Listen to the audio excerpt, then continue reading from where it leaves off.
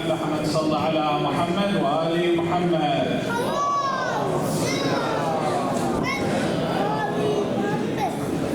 Assalamu alaikum wa rahmatullahi wa barakatuh.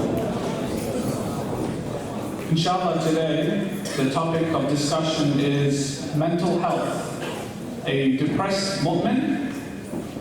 Let me start off with a question.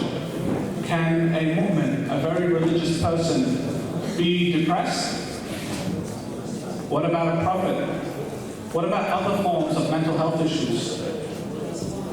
Is depression and other mental health issues due to a lack of religiousness? Or is it because you have a lack of patience towards what Allah subhanahu wa ta'ala has given you? Allah subhanahu wa ta'ala tells us to be patient, but is grieving and being sad about something not showing that patience? Let's talk for a moment real quick about human history. In human history, we've always had issues of depression, anxiety, stress. These things have always existed. But in the past, obviously there weren't that many psychologists, there wasn't a profession that existed. But people knew it was there. It was part of the human experience, and it still is. I'll give you a simple example, something that has likely happened in the past, but now we probably have a diagnosis for it, but back then they didn't have that word for it. Post-traumatic stress disorder. These are intense and disturbing thoughts and feelings related to experiences that have long passed. So, for example, something has happened to you negative, and now you feel it and you think about it all the time in such a way that you're always thinking about it. And we often saw this in the past with soldiers. During the time of Imam Ali alayhi salam, a lot of his companions had suffered from issues related to this. A lot of the people that fought in the wars with Imam Ali alayhi salam struggled with this. I'll give you one example. One of the sons of Imam Ali, Muhammad ibn Hanafiya, so he's the son of Imam Ali, Hanafiya is his mother. He describes in one scenario during the Battle of Jamal, where arrows were flying and limbs were getting cut off, and everywhere around him people were dying and getting killed. And out of fear, that intense fear that he felt, he had to step back. Definitely, many people that saw situations like this, that fought with Imam Ali alayhi salam, saw these situations, were affected by it. And many people that saw these scenes, there were still mu'mins, but they were still affected by it. There were still people that did jihad with Imam Ali alayhi salam. What a great blessing. So with these tests, are we supposed to bear them and we're supposed to just take them head on and not feel sad? We should be grateful that we had a chance to bear this test? Or are we allowed to feel sad sometimes? Or deal with our negative emotions? And how do we deal with these negative emotions in a way that doesn't oppose our religion? Bismillahirrahmanirrahim. Let me give you one ayah from the Quran about Nabi Yaqub alayhi salam. This is in the 12th surah, 84th verse. Bismillahirrahmanirrahim. وَتَوَلَّى عَنْهُمْ وَقَالَ يَا أَسَفَى عَلَى يُوسُفَ وَابْيَضَّتْ عَيْنَاهُ مِنَ الْحُزْنِ فَهُوَ كَظِيمٌ. صدق الله العظيم. In the Quran it says, Nabi Yaqub alayhi salam, it says he turned away from the people around him, he turned away from them, lamenting, meaning crying, alas, poor Yusuf. And his eyes turned white out of the grief he suppressed, out of the grief he felt. Just a bit of background, Nabi Yaqub alayhi salam, he lost his son Nabi Yusuf. He didn't die, he just lost contact with him. And over this, Nabi Yaqub alayhi salam began to cry until his eyes became blind. Now, of course, if we had a psychologist go back in time or whoever, they could have diagnosed Nabi Yaqub alayhi salam with a condition. They would have said this is extreme. This would classify as depression. Did Allah subhanahu wa ta'ala stop him from crying? He is a prophet of God. He follows the instructions of God. There is no mention of it. And of course, this lamentation, this crying over his son, it didn't affect his mission. He still did what he needed to do religiously. But at the same time, he is allowed to feel sad. He is allowed to feel pain. And he is allowed to cry over his son to the point where he becomes blind. Let me ask you a question. Can the test of Allah subhanahu wa ta'ala push us to our limits to such an extent that we wish God never created us? The answer is yes. Even this is found in the Quran. Look at the situation of one of the four holy women, Maryam alayhi salam. In the Quran it says, Bismillah ar-Rahman ar-Rahim, فَأَجَاءَ الْمُخَاضُ إِلَى جِذْعِ النَّخْلَةِ قَالَتْ يَا لَيْتَنِي مِتُّ قَبْلَ هَذَا وَكُنْتَ نَسْيًا مَنْسِيًّا. This is Maryam alayhi salam as she's giving birth. The Quran describes it. It says, and the pains of childbirth drove her to the trunk of a palm tree, meaning she was holding onto a tree out of pain. And what does Maryam alayhi salam say? She says, oh, I wish I had died before this and was in oblivion, forgotten, never created. Now, it's up to these situations. Allah subhanahu wa ta'ala is showing us these scenarios where He tests the believers to such an extreme point that they feel these extreme emotions. They're allowed to feel them. But then at the same time, Allah subhanahu wa ta'ala is not hiding it from us. He is showing us, yes, I tested Maryam alayhi salam to the point where she was feeling extremely sad, extremely depressed. And He's showing us to this to an extent to show us it's okay to feel these emotions, but also to look at how they respond to these situations. Maryam alayhi salam, with her intense test, what did she do? She did not despair of Allah subhanahu wa ta'ala's mercy. And it did not affect her love for Allah subhanahu wa ta'ala. And it didn't affect her prayers. If anything, it made her rely on her Lord even more. And this is sometimes the purpose of these tests. They make you feel sad, they make you feel extreme emotions, and you're allowed to feel sad. But don't let your religion become the victim of this sadness. So the answer for the first part, if I can present it that way, a mu'min can be sad. They can feel a little bit depressed. They can feel the burden of the test upon them. As long as they still keep their positive opinion and regard for their Lord, as long as they keep their religion intact and they don't make their religion the victim of their negative emotions. So now that we've discussed that, let's go to the next part. From my professional and personal and life within this community, I can guarantee you that we do have a high rate of mental illnesses amongst us. But we struggle sometimes to understand it, and also I struggle to understand how to help our friends. Some mental illnesses have a very negative stigma, and this is just a normal thing sometimes. To prove this negative stigma, let me give you an example. Imagine you're considering someone for marriage, or for your brother or your sister or whoever for marriage.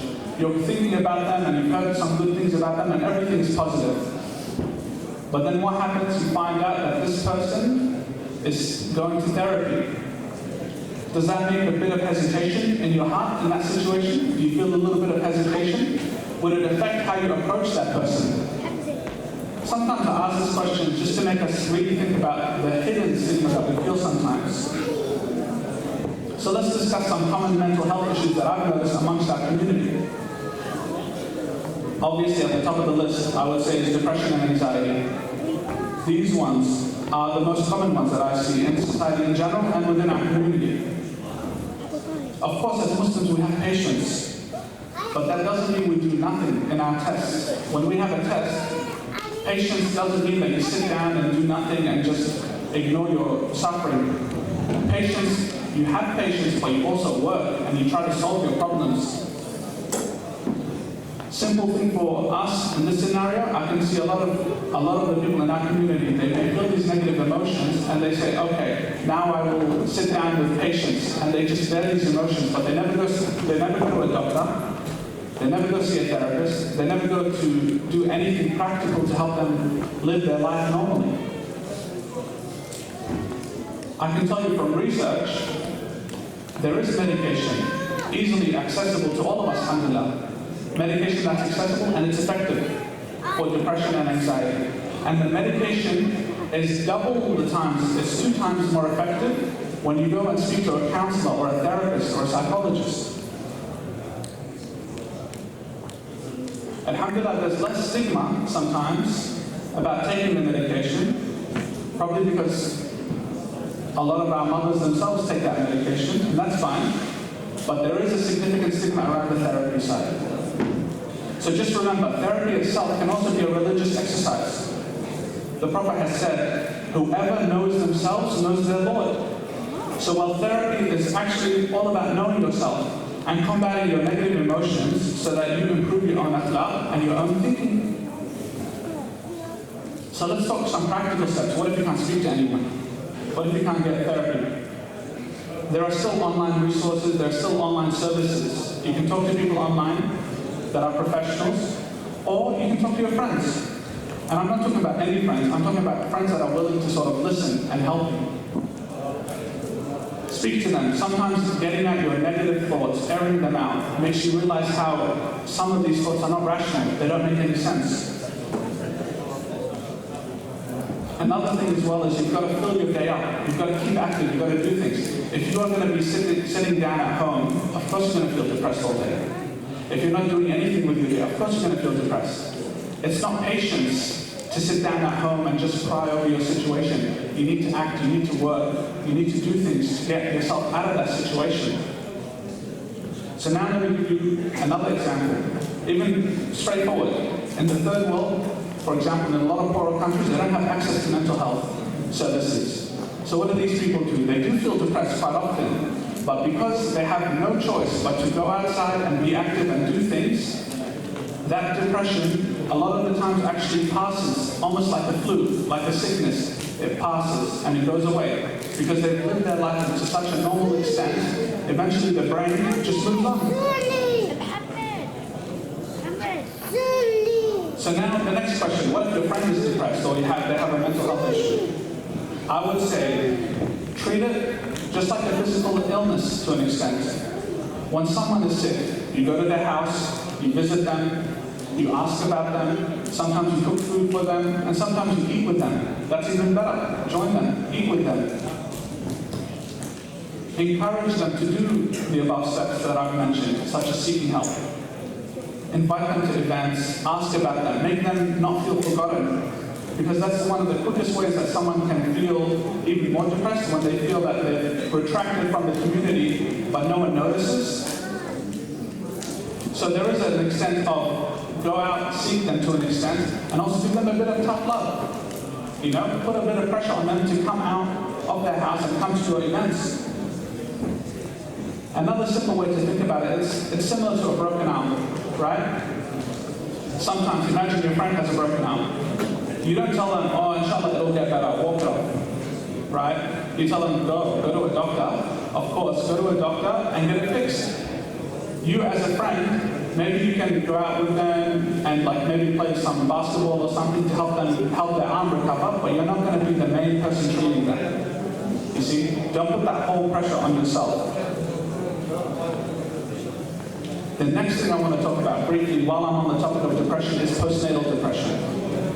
Postnatal depression is what happens when a mother gives birth to a child and then she gets depression as a result of the change in her lifestyle and the new situation she's in. This is actually very, very common. And it happens quite often. It happens to a lot of the women in our society. The real situation with this is that I think we should be more open about these topics. We should discuss this on a practical level, besides seeking help and all these other things. There is a saying that says it takes a village to raise a child, and that's true, because you need a whole community to support you to raise a single child. In the past, in our previous history, what happened? People used to go out and socialize. All the women would socialize together throughout the day, and they would do their house chores or their activities together, and they would watch each other's kids. And this socialization combated a lot of postnatal depression, and this is actually how human society was made to raise children, as a society, as a group of people. And obviously here in Australia, alhamdulillah, we have a lot of blessings. There are local mothers groups, of course, that simulate this. Groups where children and mothers with babies can go and meet other mothers with babies, and they can socialize and interact that way. Another important thing that I'll mention, since I'm on the topic of postnatal depression, is that sometimes mothers will harm themselves by trying to avoid getting any medication. And sometimes this medication affects their ability to parent for their child. They feel too depressed, they feel exhausted. A lot of women avoid this medication because they think they can't. It makes them less effective at feeding their child, for example, breastfeeding their child. And sometimes that is true. There are some medications that cause this. But the reality is a mother and a child, they have a very important relationship. But the child is more harmed, more hurt by seeing the mother hurt than itself. This is the psychological study. They've done this. They found that babies feel more pain when they see their mother in pain than when they are themselves in pain. So don't avoid seeing a doctor or getting medication, because the real priority is the health of the mother, as the child, even the child themselves views the health of the mother as a priority. And the mother is not less of a mother if she doesn't breastfeed the child, of course. So let's remove that stigma as well. Another topic real quick, inshallah, OCD, obsessive compulsive disorder. This is when you have constant repeating thoughts. And these thoughts result in you repeating the same behavior and doing it again and again. Often as Muslims, we see this as sometimes when we have someone that does their wudu 8 times, or they think everything on the floor is najis, or they have issues with the like how they've done their prayer. This is also one of these situations where it's also an anxiety. You have a background anxiety. This anxiety, you feel it internally, but you don't know how to process it. So what does your body do? It doesn't know what's making it anxious, so it makes you do these random behaviors. Okay? Once again, it's just an anxiety. There is a treatment for it. Another topic, real quick as well, and this is probably the last major one, schizophrenia. So schizophrenia is when someone has delusional thoughts or beliefs, or even they hear voices in their mind that are not their own. This and OCD are the most commonly thought of conditions that people think are a result of jinns. Sallu ala Muhammad wa ali Muhammad.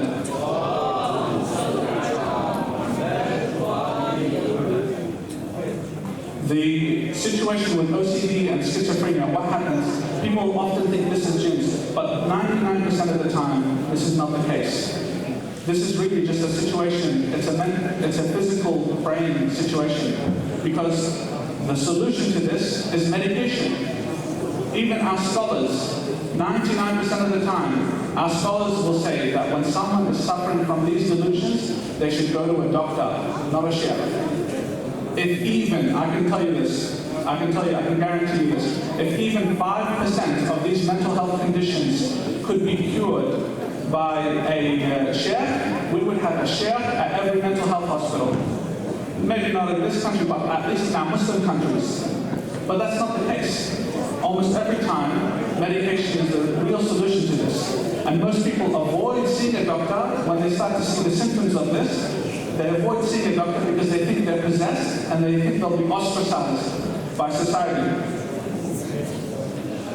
And another important point, many drugs also can trigger schizophrenia, such as marijuana.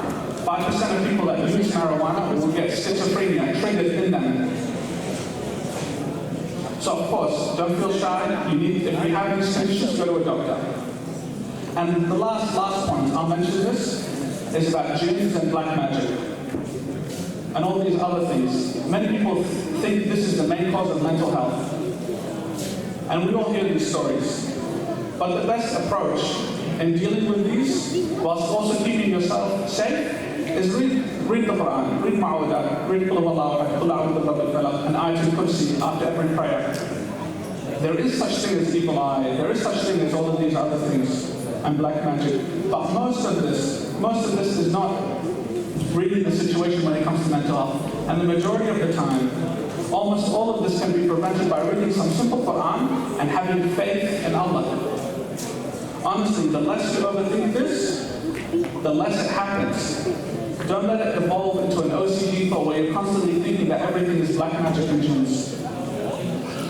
There's even another hadith I read somewhere reported. It says that Allah treats you, Allah subhanahu wa ta'ala treats you the way you expect Him to treat you.